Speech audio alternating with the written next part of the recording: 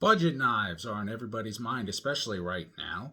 And here is a great one from Rite. So let's take a closer look at it right here on the Sharpest Edge.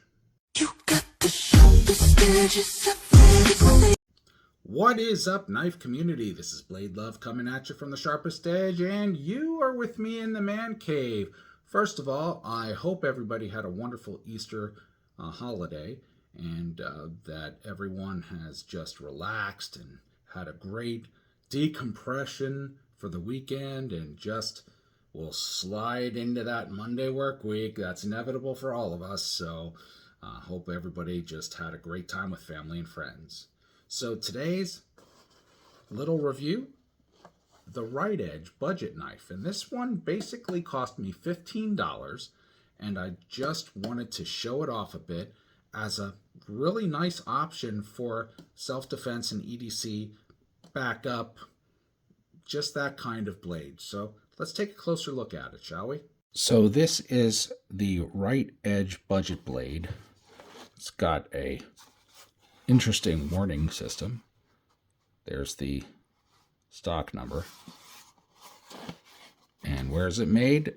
You guessed it, China. Standard box. Nothing big, nothing special. Just a really bugger to get open, that's for sure. So, and my fingers just don't want to do it, but here we go. Got it. All right.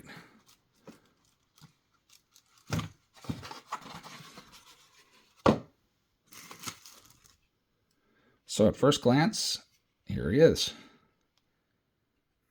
It has a paddle style holder,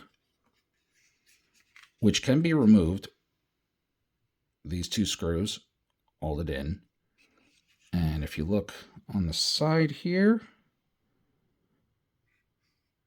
you can probably replace it with, I would say, easily a ulti-clip or something similar. But I really like this kind of paddle holster because they're comfortable, believe it or not. It gives you a good attachment system. It's shaped for your hip, just not really towards your back. It's a nice piece, and the holster, the sheath itself, holds it in really nice. Here is the blade itself. Let's take a closer look at it. It's super sharp. It has a nice groove in there.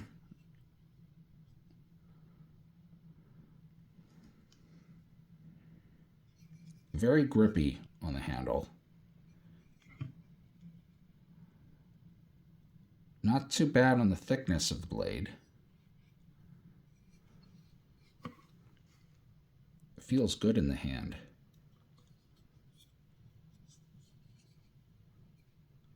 It reminds me of the Cold Steel Hideout.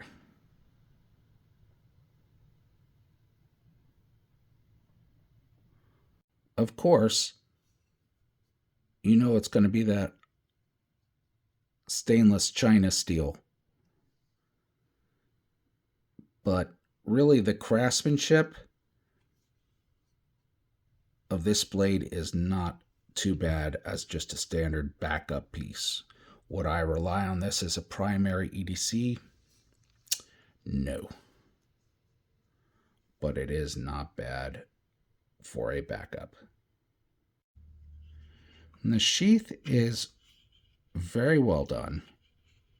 Now, I've seen some people mod it by, they don't like the wings here and the whole paddle idea, but they do like the idea of having a clip. So they mod it by cutting just around the perimeter here so that just this little piece stays on.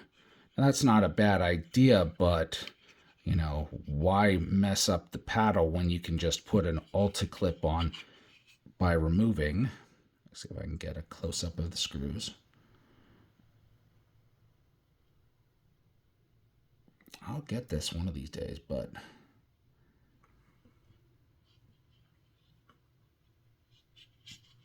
seem to get that. There we go. Just remove that screw right there.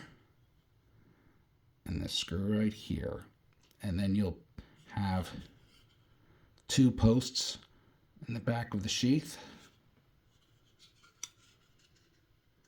that you can attach one of those Alti clips to, and it should work very well. In fact, I may end up doing it just to check it out to see if it's possible, but right now I do like the paddle style carry for this particular sheath.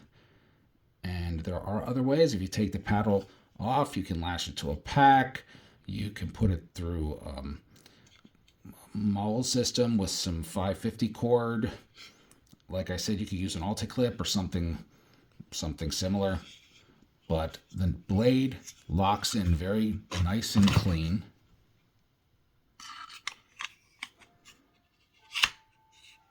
And doesn't rattle whatsoever. So it's for $15, I think it's quite worth the price.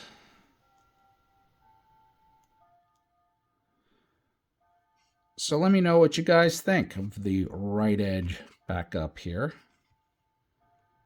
I think it's a pretty cool knife. I'll be back in a moment with some final thoughts.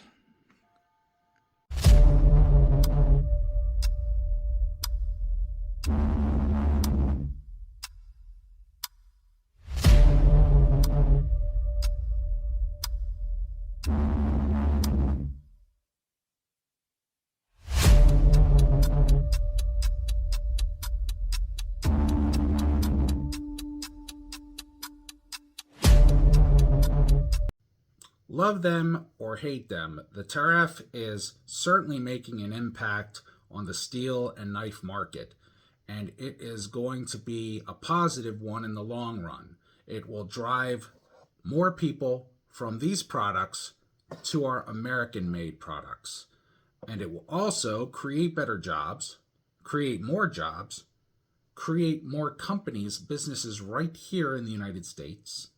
There'll be competitive pricing. Competition between companies always makes competitive pricing. The price will go lower, and American people will be able to afford American-made goods along with the rest of the world. So instead of being the world's #1 consumer, we may yet again see America be maybe not the world's #1 exporter right away, but certainly in the top 10. Which would be a great achievement. So think about that next time you see a knife from China and you have a comparatively priced American knife that is made in the USA, and check it out. You know, there's a lot of custom knife makers. I just came back from the Lehigh Valley Knife Show not too long ago, and I was talking to the custom knife makers, and a lot of them have knives that are in the budget realm of $100 and under. That is awesome. And I'm sure that as materials get cheaper for them to purchase, their products will go down a bit in pricing. There's still a lot of great knife makers out there, and with competition, naturally, prices will level out. It's going to take some time. I mean, we didn't get to this point in our country overnight. It took decades to get there. But the last 4 years have been the most damaging, and we need to untie that mess and start all over again. So let's get to it, America. There's nothing to it but to do it. This has been Blade Love from the Sharpest Edge. Thank you all for watching this short video. And please, please, if you have the opportunity to buy from a small American business, please do so. Spend that extra buck, because the buck spent at home keeps the money inside the United States, helps our small businesses to become larger businesses, brings production back to our country. The benefits are just exponential. Always remember, be good to yourself, But in order for America to work, we all have to be good to each other. So take care. Bye for now. You got the sharpest edges of